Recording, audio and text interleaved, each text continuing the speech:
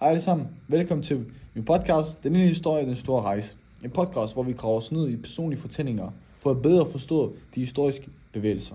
I dag skal vi møde Hans Madsen Kokjer, en 17-årig dreng fra Sønderjylland, som i 1874 valgte at rejse til Amerika. Hans historie er ikke kun hans egen. Den er blandt tusindvis af fortællinger om unge mennesker, der forlod Danmark i slutningen af 1800-tallet. Men det særlige ved Hans er, at han efterlod sig mere end 80 breve, og det er netop disse breve, vi tager udgangspunkt i dag. Ja, med mig så har jeg historikeren Arnel og Enis, som er vores slægthistoriker. Yes. Ja, Hans han rejste i en tid, hvor udvandring fra Danmark for alvor havde taget fart. Fra midten af 1800-tallet og frem til 1920'erne udvandrede 300.000 danskere, og det svarer cirka til 10% af befolkningen. Mange de søgte økonomiske muligheder, religiøs frihed eller blot et nyt liv, som Danmark ikke kunne ofre dem. Sønderjyder som Hans havde oven i købet særlig grund. Området var efter 1834 under tysk styre, og mange unge følte sig fremme i deres eget land. Ja, og Hans tog den her beslutning som 17-årig. Altså i det første brev fra Amerika, som er den 28. juni 1874, så er det, han beskriver den hårde rejse over Atlanterhavet. Der var stærk vind næsten hele vejen, så at mange havde det slet. Vi var 300 ombord, danskere, svensker, nordmænd og tyskere. En formiddag, da vi sad på dækket, kom der en bølge og slog op, så vi blev helt overskyllet, og der var ikke en tør travl på os. Ja, og det er jo et ret dramatisk billede, vi ser her for os. Altså overfarten kunne være barsk og var i ugevis, kan man sige. Altså det er tydeligt at se, at selvom Hans er ung og robust, så har det gjort et stort indtryk på ham. Men man hører jo også lidt stolthed i den måde, han fortæller det på. Ja, og alligevel er hans første refleksion over over det her nye kontinent, det er præget af nysgerrighed og optimisme. Fordi som vi kan se, så siger han: jeg har det godt, jeg er rask, men lever godt herover. Det er ganske anden natur end hjemme. Jeg kan godt lide det. Der er det noget rørende at høre, fordi man fornemmer, at han har lavet den her faste beslutning på at få det til at fungere. Det gjorde han, fordi han ikke så en egentlig fremtid for sig selv i Danmark, fordi han havde blandt andet, derhjemme så havde de en tjenestepige, men han så ikke en fast fremtid for ham, og derfor valgte han Amerika. Det var også vigtigt for de unge udvandrere at vise hjemmet, at det ikke var en fejltagelse at rejse ud.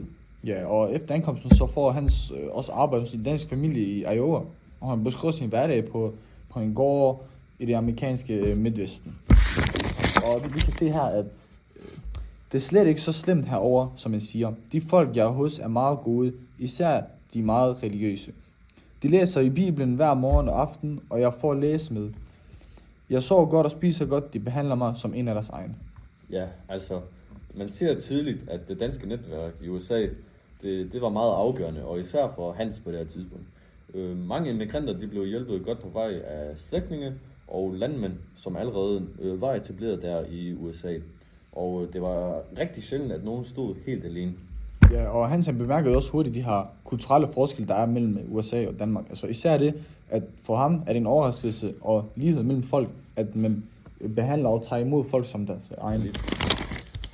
Og han siger også i den brev nummer 3, eller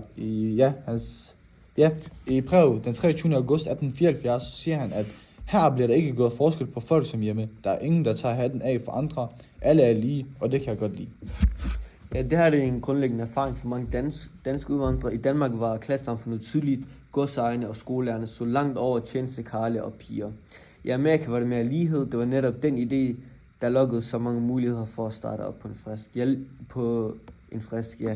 Og jeg læste blandt andet også en tekst, hvor at i Danmark så var der mange, der klagede om, at de skulle tage hatten af for deres ledere, hvis de arbejder i en virksomhed, og det mente mange danskere, at i Amerika vil de ikke gøre. Derfor rejste de blandt andet til Amerika, fordi de vil gerne have den her lighed mellem arbejderne og arbejdsgiverne. Man kan sige, at der var en aktiv større respekt i USA. Ja, og Hans er også rigtig optaget af de her kulturelle forskelle, der han også går ind på kvindernes roller i USA, hvor at han i en senere brev, så skriver han den 13. september 1874, at pigerne har det godt her, de skal ikke malke, og de skal heller ikke bære vand. Det gør karlene. Mange tjenestepiger ejer deres egen heste og vogne, og de De er mere frie end hjemme. Og med hjemme, så mener han nok i Danmark, hvor han er fra. Ja, og det her det er jo meget tankevækkende. Altså vi kan se her, at han beskriver, hvordan unge kvinder har mere selvstændighed i Amerika i forhold til for eksempel Europa, altså mere specifikt Danmark. Mange danske piger, de udvandrer netop for at blive hushjælp og sparede nok penge op til at blive selvstændige. Altså det var næsten umuligt hjemme i Danmark, som jeg lige nævnte. Ja, og selvom han hurtigt bliver en del af livet derovre, så er det, at han bevarer sin stærke tilknytning til familien derhjemme. Altså med at skrive alle de her breve hjem til dem. Og i flere breve, så spørger han til søskende, naboer og generelt små detaljer om sit hjem. I et brev efterhånden, så skriver han også, at jeg tænker tit på jer er hjemme, og jeg håber, I har det godt. Skriv snart. For jeg længes efter nyt fra hjemmet. Det er længe siden, jeg har hørt noget. Det her det viser, hvor vigtigt at korrespondancen var. Brevene blandt de to verdener sammen, og for mange var det den eneste kontaktmiddel, de havde i årtier. Det var ofte rørende, de var ofte rørende og ærlige, som jeg ser her hos Hans. Men jeg kan se, selvom han har det godt i Amerika, så savner han stadig sin kærlighed for sin familie, og han savner stadig Danmark.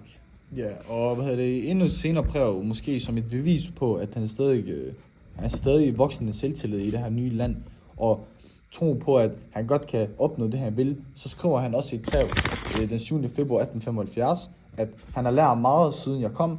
Jeg har lært meget siden jeg kom. Jeg taler nu noget engelsk, og jeg kan skrive det lidt. Jeg lærer også at regne og læse aviser. Der er meget, man kan lære her. Og det viser også den amerikanske drøm, som mange amerikanere de snakker om. Altså, at man kan opnå det, man vil i Amerika, bare så længe du længes efter det.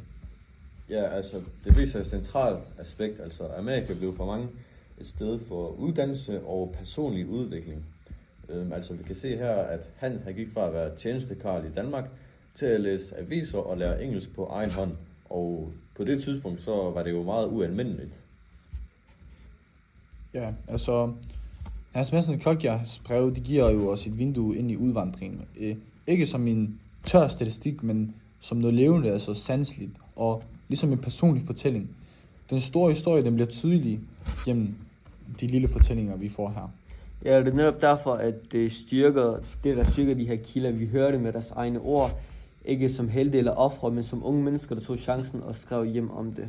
Og så vil jeg også tilføje, at Hans Madsen Kogia, han vendte egentlig tilbage til Danmark, da hans søster døde, men hans liv var så godt i Amerika, at han alligevel vendte tilbage til Amerika, selvom hans familie bad ham om at blive her hos dem i Danmark, så havde han sin egen familie i Amerika, og derfor blev han der. Så det her viser, selvom man er i to forskellige kontinenter langt væk fra hinanden, så er der stadig den her kærlighed, der binder en sammen. Men Hans Madsen Kogia tog så det gode valg, at alligevel vende tilbage til Amerika og starte sit eget liv op. Og det er også der, at han er begravet i USA. Ja, og generelt ud fra Hans Madsen Kogias historie, kan vi se, hvordan unge mennesker dengang kunne tage sådan en her stor risiko for at rejse til Danmark og opnå det, de ville. Og som sagt, så blev det set som en rigtig stor risiko dengang. Og det, at Hans Madsen Kogia gjorde det viser ligesom, hvor meget USA det tiltrækker mennesker med det her idé om exceptionalisme og generelt den amerikanske drøm. Men det var sådan set det, vi havde for i dag. Jeg vil sige tak for, at du lyttede med til podcasten Den Lille Historie, Den Store Rejse.